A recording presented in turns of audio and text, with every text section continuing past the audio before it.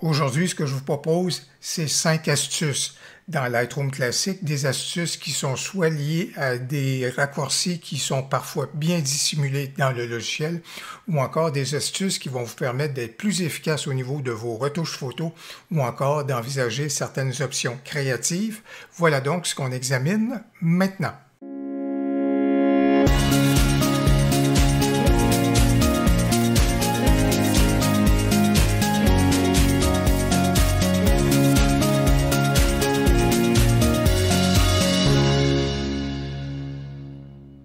La première astuce, c'est lorsqu'on cherche à ajuster la balance de blanc dans Lightroom Classic et en ayant recours à la pipette.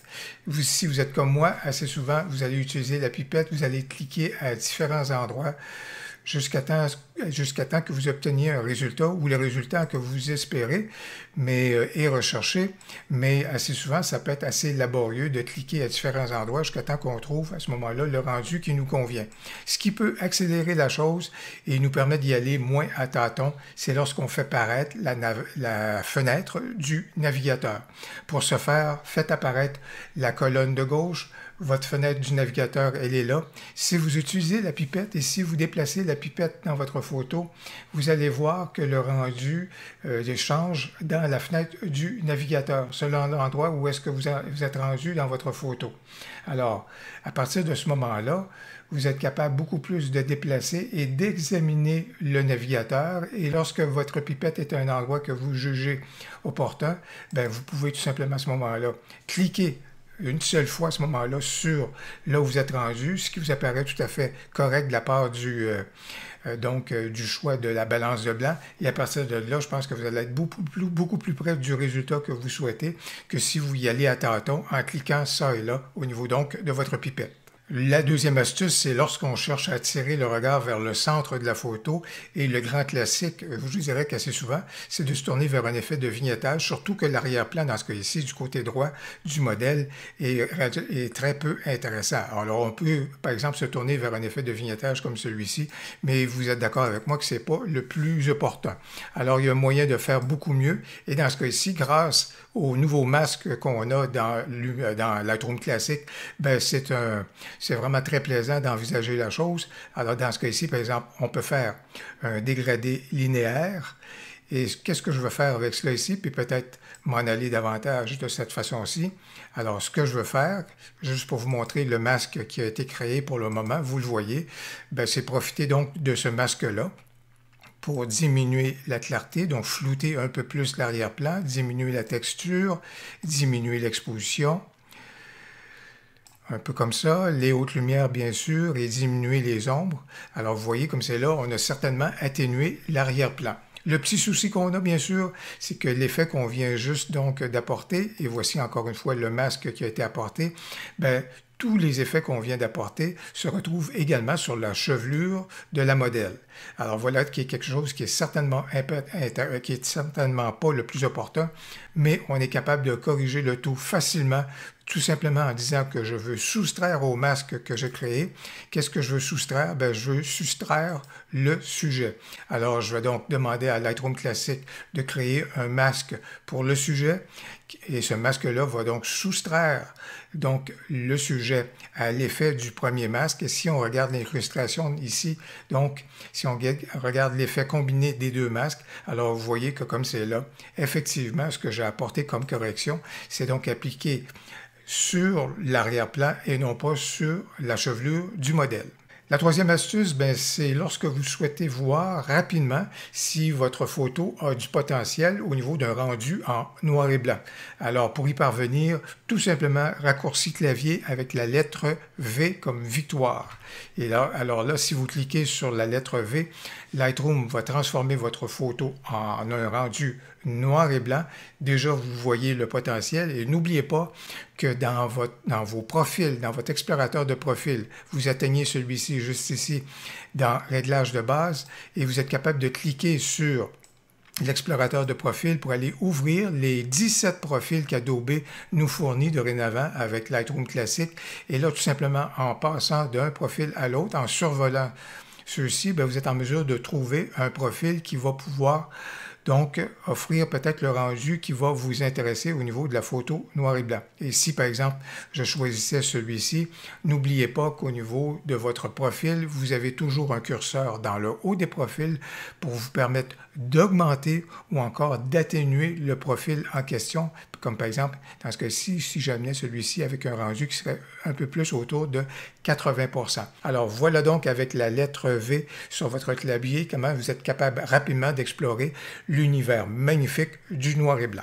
La quatrième astuce, c'est que dans Photoshop, vous le savez, on est capable assez facilement de déplacer des objets pour les relocaliser dans notre photo. Mais on est capable de faire la même chose également dans Lightroom classique dans certaines circonstances. Alors par exemple, dans ce cas-ci, l'oiseau qui est complètement à la droite, là où il est localisé, la tentation est grande de tout simplement l'éliminer parce qu'il attire notre regard et il est mal positionné. Mais je peux très bien profiter de cet oiseau-là pour le relocaliser dans ma photo. Comment est-ce que je vais y parvenir? Tout simplement, je vais me tourner vers le correcteur. Et le correcteur, je vais prendre à ce moment-là le diamètre qui convient à ce moment-là à la taille de l'oiseau actuel que je veux relocaliser. Tout ce que j'ai besoin de faire, c'est de trouver l'endroit où je veux relocaliser l'oiseau en question. Et par exemple, je pourrais très bien l'amener ici, et je pense qu'au niveau des couleurs et des teintes, ça pourrait être tout à fait correct de le localiser juste ici. Si je clique là, bien entendu, Lightroom cherche à copier quelque chose à proximité qui va permettre de corriger là où je viens de cliquer. Mais moi, ce que je veux faire, c'est aller chercher plutôt l'oiseau en question et donc le déplacer dans ma scène et donc à ce moment-là en arriver à quelque chose qui va me convenir. Bien entendu, quand vous regardez la résultante comme c'est là, ça ne marche absolument pas. Ça vend beaucoup la mèche et ça a l'air vraiment quelque chose qui est plaqué. Alors, pour bien réussir la manœuvre, il y a certains éléments qu'on est capable donc d'apporter. Si je reviens juste ici et si je corrige à ce moment-là et j'annule ce que je viens juste de faire, je vais refaire l'opération. Encore une fois, juste ici. Alors, je vais faire ça, mais ce que je veux faire, c'est surtout en arriver et dire je veux diminuer l'opacité. Et comme c'est là, vous voyez qu'il n'y a pas du tout de contour progressif, alors je vais apporter un contour progressif et je vais encore demander par contre de corriger la situation. Et ici, je vais laisser la correction, si vous voulez, ou l'opacité à 100%, mais vous allez voir que je vais jouer avec celle-ci pour que ça vende beaucoup moins la mèche que ce que ça a fait précédemment. Alors, si j'apporte ça ici, déjà, vous voyez qu'au niveau du contour progressif, du fait qu'on est passé d'un contour progressif qui était tout à fait absent à quelque chose qui est beaucoup plus présent, ça vient déjà atténuer passablement la chose et je ne suis pas du tout obligé de rester à une opacité de 100%. Je peux très bien en arriver et dire, moi, ce qui va me convenir, c'est d'atténuer la chose parce que je veux suggérer l'oiseau. Je ne suis pas obligé d'avoir un rendu à 100% de l'oiseau et je vais donc accepter la correction, si vous voulez. Alors, je vais donc tout simplement indiquer à Lightroom que ça convient très bien. Et lorsque vous examinez le tout, ben, vous voyez justement que le tout est beaucoup mieux rendu et puis ça ne paraît pas que j'ai déplacé et relocalisé l'oiseau en question. Ma cinquième et dernière astuce, ben, c'est un curseur dont on méconnaît peut-être soit l'existence ou encore la portée. Alors par exemple, si j'ai complété dans ce cas-ci mes réglages de base, j'ai peut-être manipulé ma courbe de tonalité, teinte, saturation, luminance, j'ai peut-être retouché mes éléments. Bon bref, vous voyez, je décline les différents éléments ou la retouche de ma photo selon les différents menus que j'ai dans Lightroom classique. Et là, si j'examine celle-ci, j'aurais peut-être le goût de pouvoir apporter des retouches au niveau de ma zone d'ombre, encore au niveau de mes hautes lumières.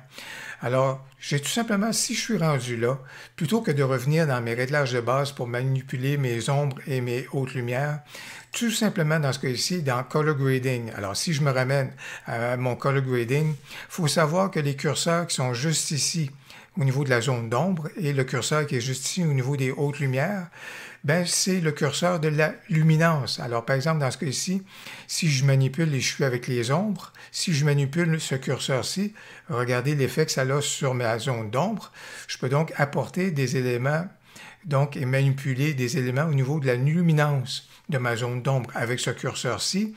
Et au niveau de mes hautes lumières, ben, dans ce cas-ci, je suis capable donc d'apporter des éléments au niveau donc de mes hautes lumières en y manipulant le curseur juste ici. Et ça, ce que ça vient faire, ça vient donc manipuler la luminance pour une zone et pour une autre. Et bien voilà donc 5 astuces que je souhaitais partager avec vous au sujet de Lightroom classique. Parfois ce sont des secrets qui sont bien gardés, parfois ce sont des options qui nous permettent d'ouvrir de beaux horizons créatifs. J'espère que vous avez aimé la vidéo. Si c'est le cas, n'hésitez donc pas à cliquer sur j'aime et surtout n'hésitez pas à commenter. J'ai bien hâte de vous lire. Au plaisir, à la prochaine.